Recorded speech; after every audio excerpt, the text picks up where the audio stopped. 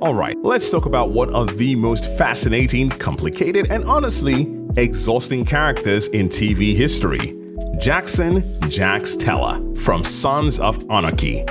Jax starts the series as the golden boy of the motorcycle club SAMCRO, the vice president, the son of the club's founder, and basically the guy everyone assumes will inherit the throne someday. But the longer the show goes on, the more you realize this story isn't about a hero rising. It's about a man slowly turning into the very thing he once hated. And that's what makes Jax such a fascinating character. He's part outlaw biker, part philosopher, part tragic Shakespeare character, and part a guy who really should have just moved to Oregon with his family and gotten a normal job fixing motorcycles. Before we start, if you like what we do here at Moviematic, and if you're a movie or television enthusiast, please take the time to subscribe to the channel and hit the notification bell so you can know when we drop new videos. Thank you so much. Alright, let's talk about Jax Teller. Jax Teller was born in 1978 to John Teller and Gemma Teller Morrow, meaning he basically grew up inside the outlaw motorcycle club SAMCRO. His father was one of the founders of the club, and for a while, the group actually had something resembling ideals: freedom, brotherhood, anti-establishment rebellion. You know, the biker version of a hippie commune with louder engines. But that dream didn't last long. After John Teller died in a mysterious motorcycle accident in 1993, leadership of the club passed to Clay Morrow, who then married Gemma and became Jax's stepfather. So from that moment on, Jax's life was shaped by two competing legacies: the idealistic vision of his father and the brutal criminal empire Clay helped turn the club into. Growing up around SAMCRO meant Jax never really had the option of living a normal life. He became a mechanic, earned his GED, and eventually rose through the ranks of the club. By the time the series begins, he's vice president and clearly the heir to the throne. The only problem? He's starting to realize that the throne might be sitting on top of a pile of bodies. Jax's worldview is heavily influenced by the writings of his father. Early in the series, he discovers John Teller's manuscript, The Life and Death of SAMCRO: How the Sons of Anarchy Lost Their Way. And that book basically becomes the philosophical bomb that goes off in Jax's brain.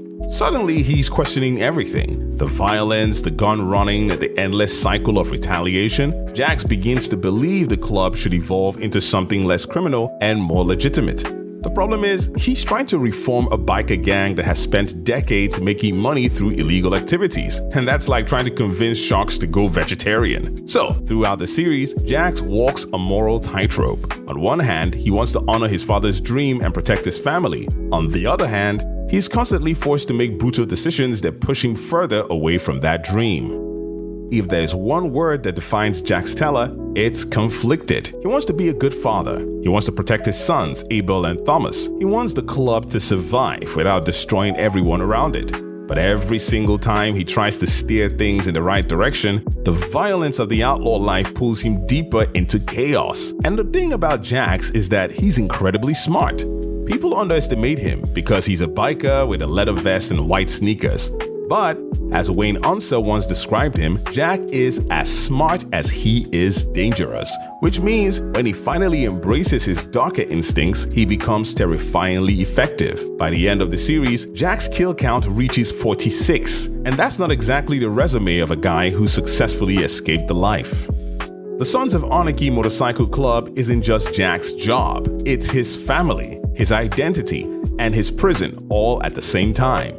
From the beginning, Jax genuinely loves the brotherhood of SAMCRO. Guys like O.P. Winston, Chips Telford, and Bobby Munson are more than friends. They are the people he grew up with. But as Jax rises to become president of the club, the weight of leadership changes him. Decisions that once felt impossible became routine. Loyalty becomes weaponized, and slowly, the club that once felt like a home starts looking more like a machine that destroys everyone connected to it.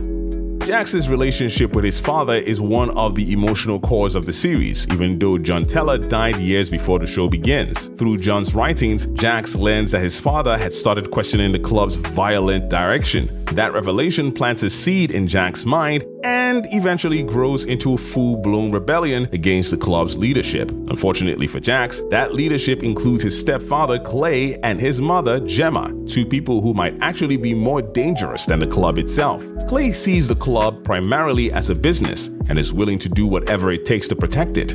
Gemma, meanwhile, is the emotional manipulator-in-chief of Charming. She loves her son fiercely, but she also constantly interferes in his life in ways that push him deeper into chaos. Jax's relationship with Tara Knowles is one of the most tragic parts of the entire show. Tara represents the life that Jax could have had, a normal life outside the club. She's a doctor, intelligent, compassionate, and deeply in love with him. For a while, it looks like Jax might actually escape the outlaw world for her.